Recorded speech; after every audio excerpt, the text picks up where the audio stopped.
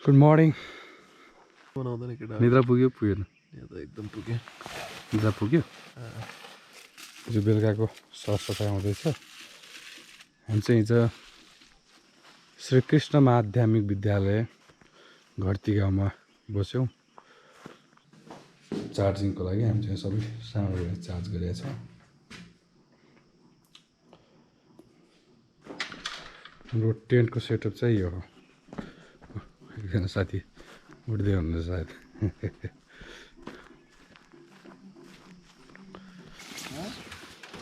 बिहान अब तातो तातो चियासँग हामी फेरि चिया गफ गर्छौँ है। रमाइलो भयो हिजो खाँदा खाना ओर्दा लगभग 11 बजिसकेको थियो। हामीले चाहिँ भाँडाहरू चाहिँ स्याहार्नु भ्याएन हिजो बेलुका। गुड मर्निङ घरतीगाउँ बिहान हामी ट्याक्क बसेर चिया खाइरहेछौँ। अगाडि ट्याक्क फुल फुल्या छ।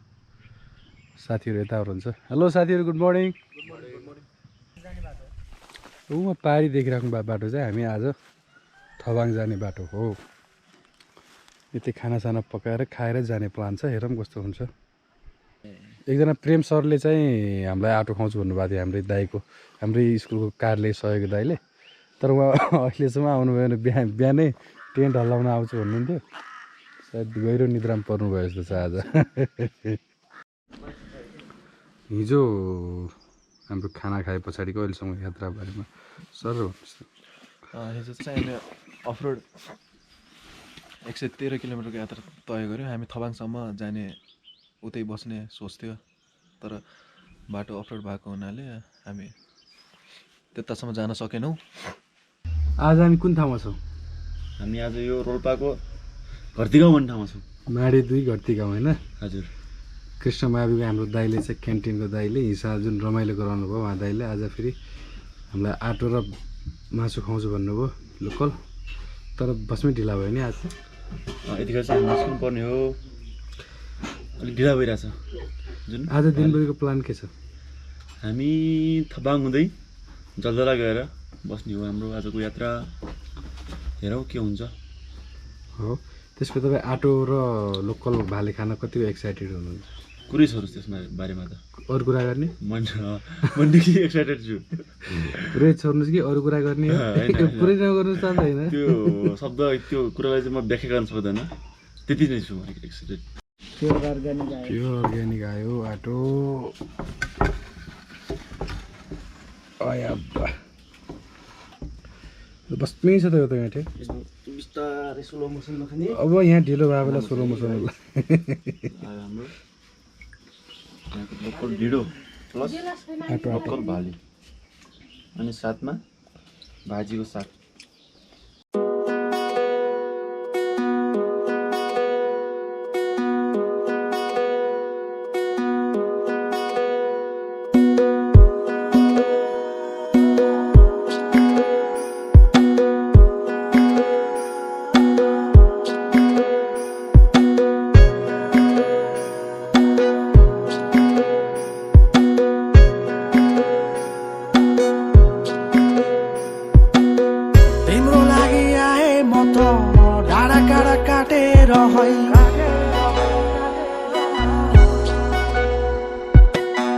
मनको धोको पोख्नु छ तिमीसँग बसेर है।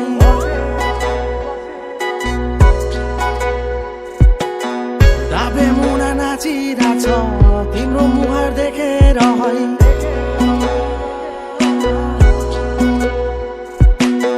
देउरालीमा बस्या छु है तिम्रो नाम जपेर मै।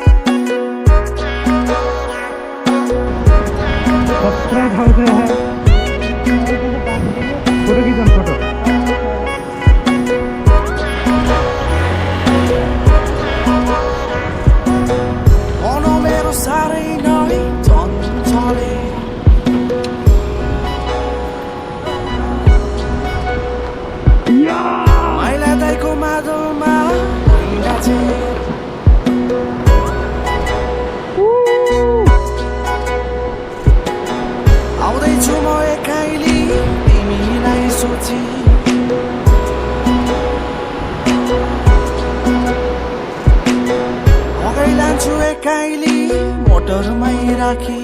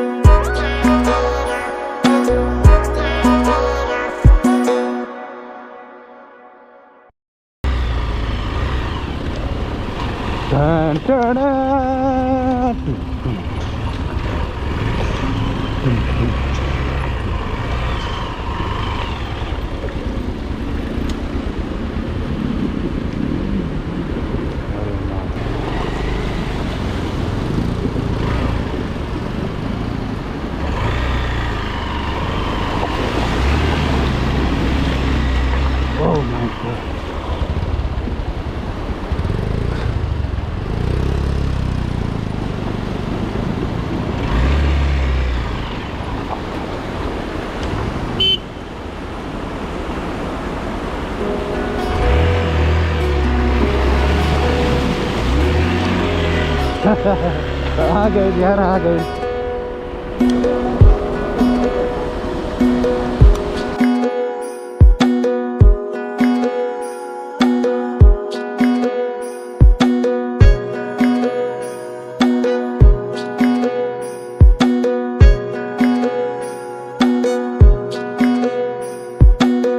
तिम्रो लागि आए म त डाँडा काँडा काटेर है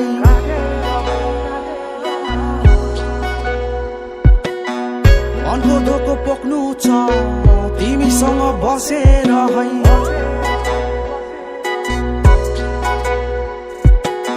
दाबे मुना नाचिरहेछ तिम्रो मुहार देखेर है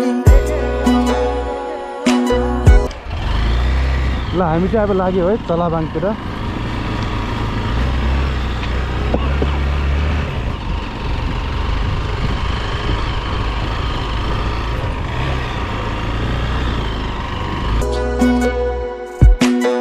देउरालीमा बस्या छु है तिम्रो नाम जपेर मै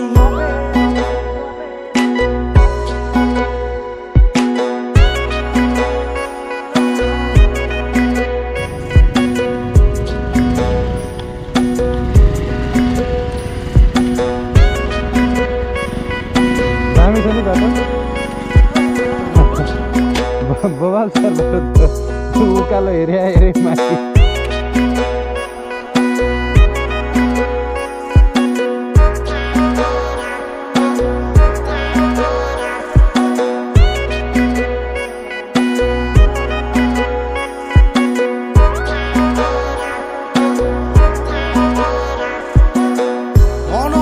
साह्रै नै चञ्चले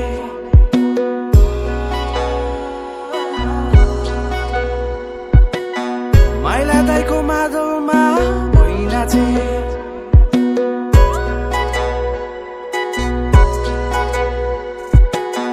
आउँदैछु म एक्काइली तिमीलाई सोची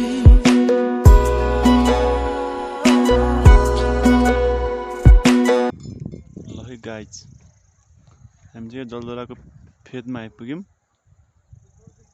जलजला जानलाई उहाँ माथि यो लेक क्रस गर्नुपर्छ अरे समथिङ। आज पुगिन्न होला जलजला। साथीहरू चाहिँ थकित छन्।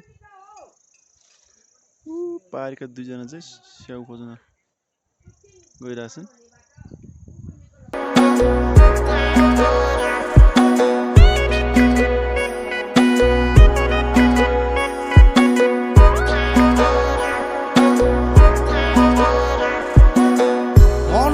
साह्रै नै चञ्चले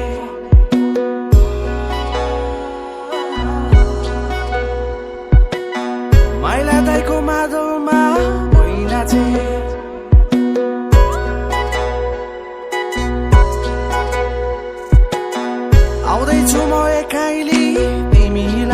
सोची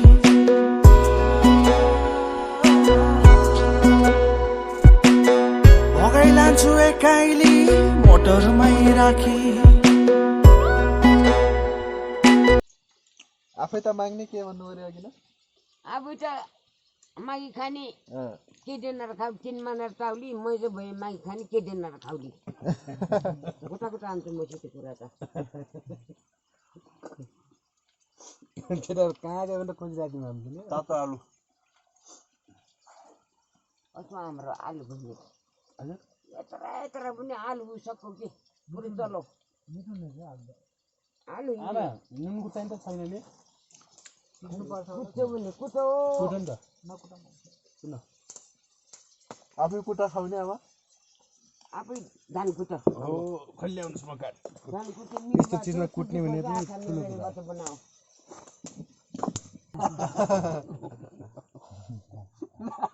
के गर्ने त अलि उता सरबाङ्गी सुकितो उलुतो पुग्नलाई तपाईँ डाक्ला पानीले सिपिए नाचिन्छ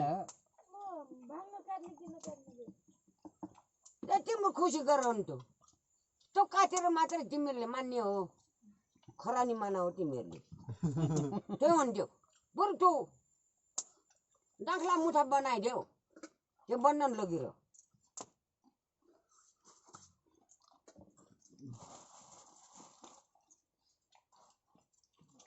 मुठा बनाऊ है अलि नम्बर से कसो हो